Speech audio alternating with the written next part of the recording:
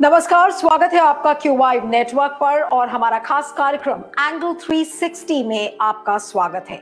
एक खबर जो बहुत ज्यादा इस समय गर्म है वो है हिंडनबर्ग रिसर्च की रिपोर्ट, जिसने ये कहा है कि अदानी समूह की जो कंपनी है उसने फ्रॉड किया है, उसने मैनिपुलेशन किया है, अपनी वैल्यू को बढ़ाया है और इसको लेकर बकायदा कई पेजेस की एक लंबी चौड़ी रिपोर्ट तैयार की, जिसके बाद अदानी ग्रुप को एक बड़ा धक्का लगा और उन्होंने 2 या 3 दिन लिया और एक 413 पेजेस की एक रिपोर्ट तैयार की।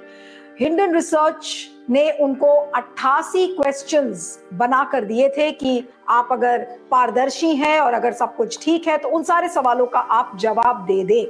लेकिन अदानी समूह की तरफ से आज सुबह सुबह एक बयान आया और उन्होंने कहा कि अदानी समूह के ऊपर निशाना बनाना या उनको टारगेट करना इस समय एक तरीके से भारत के ऊपर टारगेट करना है।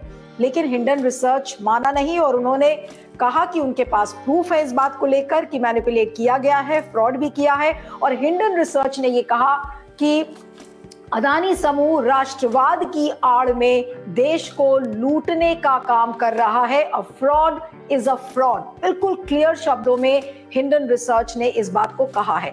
तो एक छोटा समूह हिंडन रिसर्च का बहुत बड़ा समूह नहीं है और अगर वो इस बात को इतनी पुरजोर तरीके से कह रहा है तो यहाँ पर बहुत गंभीर सवाल खड़े होते हैं। सवाल हमारी अर्थव्यवस्था के ऊपर खड़े होते हैं कि क्या होगा। LIC और SBI ने भी मदद की है, अदानी के शेयर्स लिए हैं, तो बहुत सारे सवाल होते हैं। आम आदमी जिसने इन्वेस्ट किया है अदानी का, उनका क्या होगा। लेकिन जिस तरीके से सवाल और जवाब की जो प्रक्रिया हिंडन रिसर्च और अदानी के बीच में अब शुरू हुई है उससे भी बहुत ज्यादा सवाल खड़े होते हैं। लेकिन इसके पहले कि मैं आज की चर्चा शुरू करूं, आपको दिखाना चाहती हूं कि अदानी समूह ने अपने बचाव में क्या कहा है। मैं उसको आपके लिए पढ़ूंगी, ये ध्यान दीजिएगा। अदानी समूह का स्टेटमेंट हम प्ले करते हैं। उन्होंने ये लिखा है कि this is not merely an unwarranted attack on any specific company but a calculated attack on India। उन्होंने कहा है कि ये भारत के ऊपर अटैक है। The independence, integrity and quality of Indian institutions। उन्होंने कहा है कि ये एक टारगेट है भारत की स्वतंत्रता पर। और सारी एक मिनट प्ले करिएगा, पीछे की उस पे जाइए।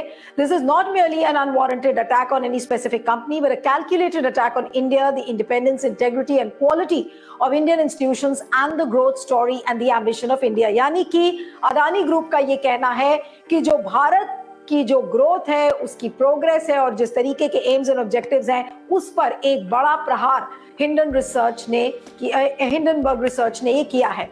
अब आइए इसके India is a vibrant democracy and an emerging superpower with an exciting future। Hindenburg research का ये कहना है कि भारत एक उभरता हुआ लोकतांत्रिक देश है, एक सुपर पावर है। यानी कि उनके कहने का मतलब यह है कि भारत का फ्यूचर केवल अदानी से ही जुड़ा हुआ नहीं है। अब आगे चलते हैं और पढ़ते हैं उन्होंने क्या कहा है। ये बहुत महत्वपूर्ण है, इसकी बहुत गंभीर सवाल इस समय सामने है देश के। और जिस तरीके से हिंडनबर्ग रिसर्च ने इस बात को बिल्कुल साफ शब्दों में कहा है कि जिस तरीके से अदानी ग्रुप को सवाल के जवाब देने चाहिए थे उन्होंने नहीं दिए हैं। 68 में से 62 ऐसे सवालों के जवाब हैं जिनको अदानी ग्रुप ने ठीक से नहीं दिया है, बल्कि उसको नजरअंदाज कर दिया है। तो चलिए हम आज की चर्चा शुरू करते हैं। हमारे साथ सत्य हिंदी के फाउंडिंग एडिटर शैलेश जी इस समय मौजूद है। शैलेश जी, बहुत एक गंभीर मसला हिंडनबर्ग रिसर्च ने पॉइंट आउट किया है और साफ शब्दों में उनका ये कहना कि राष्ट्रवाद की आड़ में लूटने का काम कर रहा है अदानी समूह। तो इसका बचाव कैसे करेगा ये समूह और इसका बचाव सरकार कैसे करेगी? धन्यवाद नीलू जी। देखिए, मैं इस बात को बहुत साफ तौर पर मानता हूं कि किसी भी बिजनेस हाउस के द्वारा अगर किसी तरह की गड़बड़ी की जा रही है तो उसको राष्ट्रवाद से जोड़ा नहीं जा सकता और उसको राष्ट्रीय हित से भी नहीं जोड़ा जा सकता। ये नहीं कहा जा सकता है कि हमने जो गड़बड़ी की है वो राष्ट्र हित के लिए किया है, देश के लोगों के लिए किया है। ये बिल्कुल गलत है।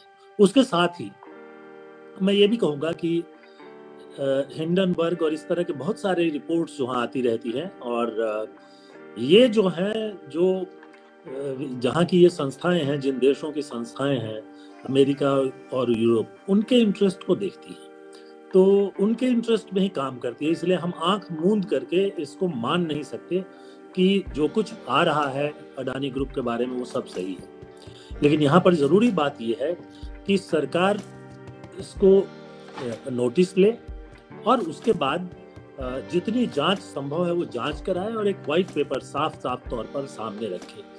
खासतौर पर इसलिए भी कि जो पैसा अडानी समूह में लगा है उसका एक बहुत बड़ा हिस्सा जो है भारत के स्टेट बैंक ऑफ इंडिया ने और LIC लाइफ इंश्योरेंस कॉर्पोरेशन ने लगाया हुआ है। दोनों जो शेयरों के भाव गिरे हैं उसके चलते दोनों को नुकसान काफी हुआ है, होता जा रहा है।